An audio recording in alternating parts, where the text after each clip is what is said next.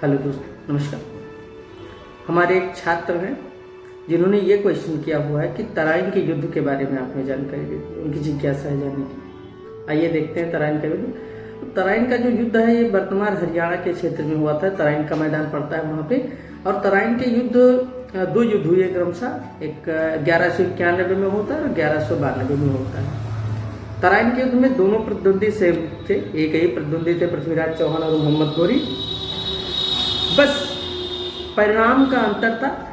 प्रथम युद्ध में क्या होता है कि मोहम्मद गौरी और पृथ्वीराज चौहान के बीच में जो युद्ध होता है उसमें पृथ्वीराज चौहान की सेना की मार से विकट मार को झेल नहीं पाता है गौरी, और गौरी बेचारा बेसुध होकर उसी मैदान में गिर जाता है।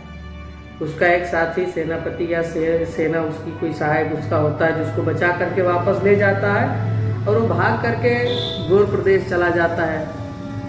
लेकिन एक साल की तैयारी के बाद वो पुनः वापस आता है और 1192 में फिर से वो पृथ्वीराज चौहान के ऊपर आक्रमण करता है, अटैक करता है, जिसमें वो इस बार विजयी हो जाता है, पृथ्वीराज चौहान हार जाता है।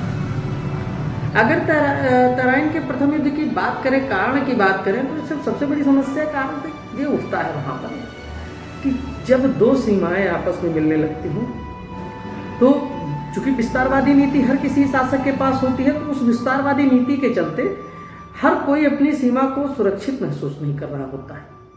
पंजाब पर अधिकार कर लेने के बाद मोहम्मद गौरी गौर साम्राज्य जो था, उधर गौर साम्राज्य और इधर पृथ्वीराज चौहान के राज्य की सीमा दोनों एक दूसरे को छू रही थी। पृथ्वी चाहते थे कि हम गौर को अपने गौर साम्राज्य पर अधिकार करें और गौर चाहते थे कि पृथ्वीराज चौहान के साम्राज्य पर अधिकार करें। तो इसी होड़, इसी उठा पटक के चलते, ठीक है, इसी उठा पटक के चलते कुछ युद्ध की समस्याएं उपजी और जिसका परिणाम तराइन का प्रथम युद्ध निकला। धन्यवाद।